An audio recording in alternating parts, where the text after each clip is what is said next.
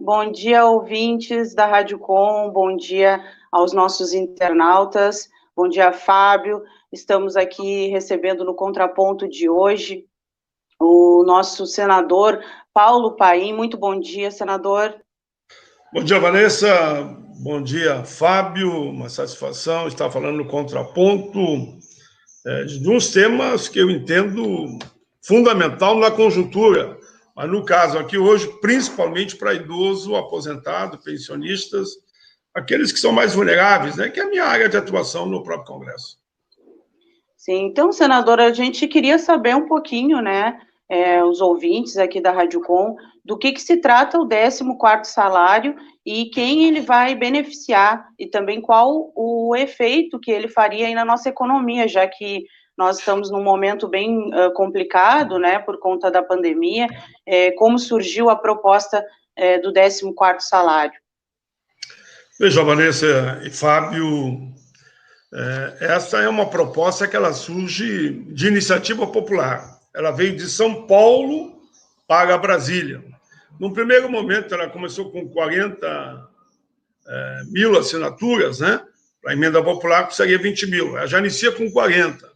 Hoje ela está com mais de 300, 400 mil pessoas que continuam mandando assinatura para São Paulo, e São Paulo remete para mim, para o Congresso.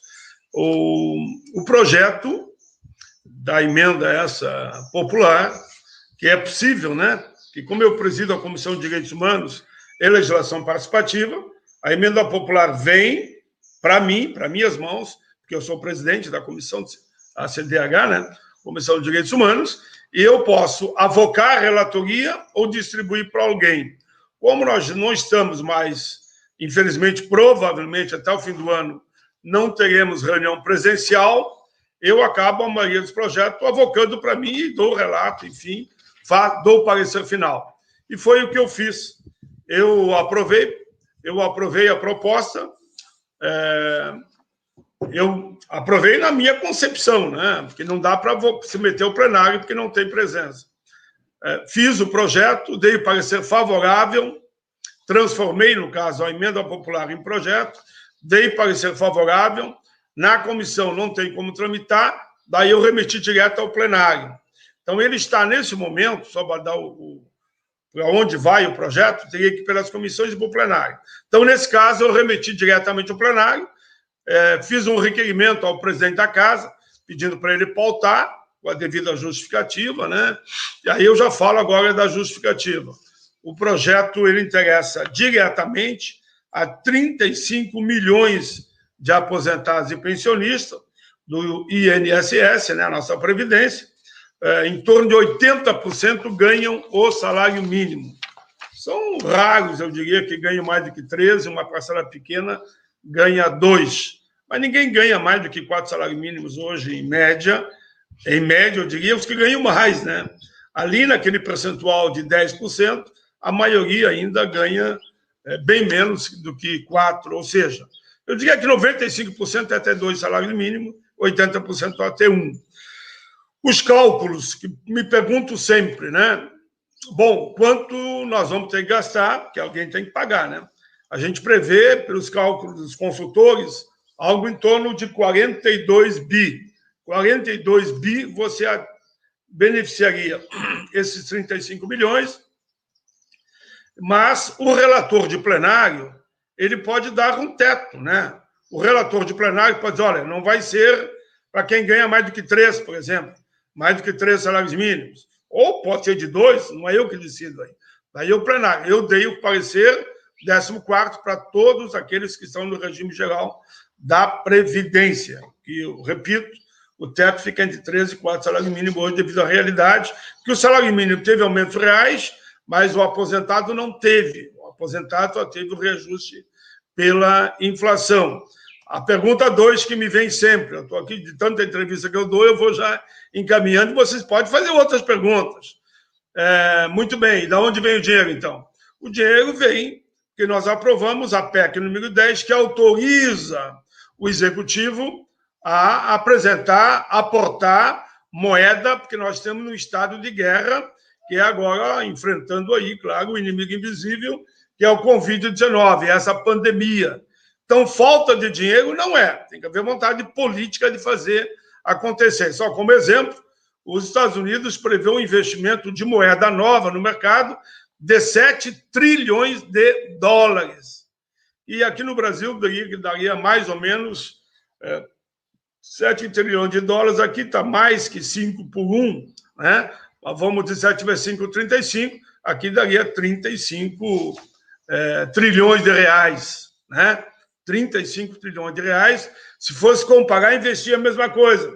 Claro, Estados Unidos, nós somos nós, né? Ninguém está pensando em investir isso. Mas aqui no Brasil, ninguém sai dessa pandemia se não investir em torno aí, no fim, em torno de 10 tri de reais. Já, por exemplo, os bancos receberam 1 trilhão e 200, se tiver depois mais um reforço. Uns 2 trilhões e meio já foi usado. Ora, essa crise não termina agora. Essa crise vai continuar o ano que vem, independente da pandemia. Talvez o próprio reflexo da pandemia o ano que vem. Eu espero que a gente tenha vacina aí entre dezembro e janeiro, né? Mas a crise econômica, você não termina com ela com um estalar de dedos, né?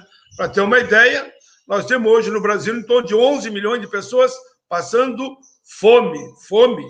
E esses aposentados e pensionistas acabam ajudando aqueles que ficam mais na sua volta. Antes mesmo da pandemia, que era em torno de 10 milhões que eles ajudavam a sobreviver. Em outras palavras, né? Com a pandemia, multiplica por 2, são 20 milhões de pessoas. Então, com esse movimento, você vai estar contemplando, entre os 35 milhões que seriam beneficiados, no mínimo mais 20 milhões, 55 milhões de pessoas que teriam um respiro no fim do ano. Aí vem a prova até o fim do ano, não é fácil. Eu tenho dito, não vendo terreno na Lua, não prego ilusões, ou não planto ilusões, né? Eu posso fazer semeadura. Aí é outra coisa que depende da natureza. Aqui, no caso, depende dos senadores e deputados.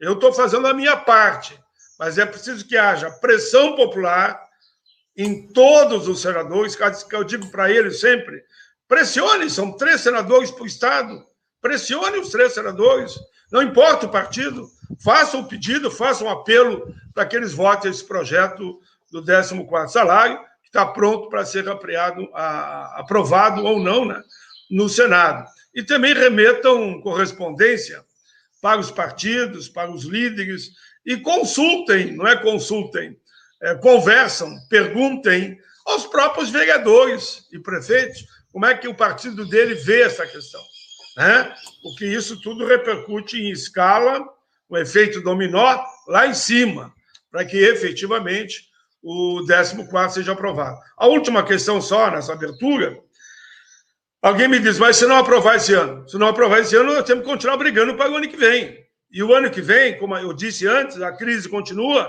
Se aprovar em fevereiro, ou março, e abril, muito bem, aprove e mande o 14º, que ninguém vai ficar bravo, né? É isso.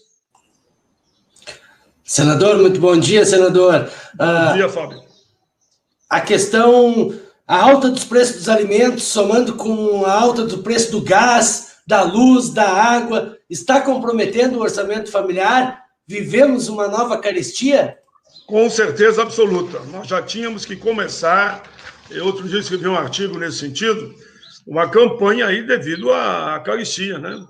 Porque é inegável. Teve produtos da cesta básica que praticamente dobrou de preço. Alguns falam, mas 22%, 25%. Oxalá fosse só isso. Nós vamos pegar carne, por exemplo. Eu vou dar um exemplo lá em Brasília, sabe, como gaúcho, vocês todos devem gostar também, a gente gosta muito de costela, né? Eu cansei de comprar costela 9, 10 pila o quilo. Pila, né? Só no tempo do pila, desculpa, reais, né? 9, 10 reais o quilo. Agora tu paga 30. Uma costela mais ou menos boa, é 20 e poucos reais, quase 30, né? É fato real. O próprio frango subiu, óleo subiu, o arroz virou. Tem até uma piada, né? O cara chegou lá no churrascaria e vem o garçom oferecer a picanha. E ele responde, não, filho, eu recebi meu pagamento hoje, eu vou comer um arroz. Para tu ver. Claro que está nas internet isso da vida, né? Mas o arroz disparou, né? É 3 vezes mais o preço que era antes um saquinho de 5 quilos, né? Então, essa realidade toda do óleo, da carne, do arroz, do feijão, da farinha de trigo, do gás, que você falou muito bem, estão tirando o subsídio da luz também. Isso tudo, eu cheguei também a dizer que nós temos que voltar a fazer um grande movimento nacional para voltar à política de salário mínimo. Ora, o salário mínimo, com a inflação mais PIB, que é uma proposta que eu viajei o Brasil todo, construímos, e, enfim, deu certo, foi aprovado no Congresso. Quando eu cheguei lá na Constituinte, o salário mínimo valia $60. Não nego que teve episódio na história que eu vou repetir aqui. No governo do Collor, eu fiz greve de fome e conseguimos um abono de emergência no salário mínimo, que deu uma melhorada, mas foi um abono, né? Pois bem, no governo do Fernando Henrique, eu defendi a tese dos $100. Aí um dia, Fernando Henrique me encontra e me diz, o ex-presidente, naturalmente, com respeito que todos me merecem, contente agora, paim. Eu digo, por quê, presidente? Ué, tá aí os 100 pains. Como 100 pains? Os $100, que tu vive dia e noite falando lá. Pois bem, e depois, dali para frente, nós avançamos, construímos a proposta de inflação mais PIB, todo ano, né? Aumento real, e o salário mínimo sai, então, de 100 para $350. Infelizmente, o governo atual revogou essa política, e o salário mínimo já está menos que $200. Então, o custo de vida aumentando, o salário mínimo diminuindo, é uma conta que não fecha.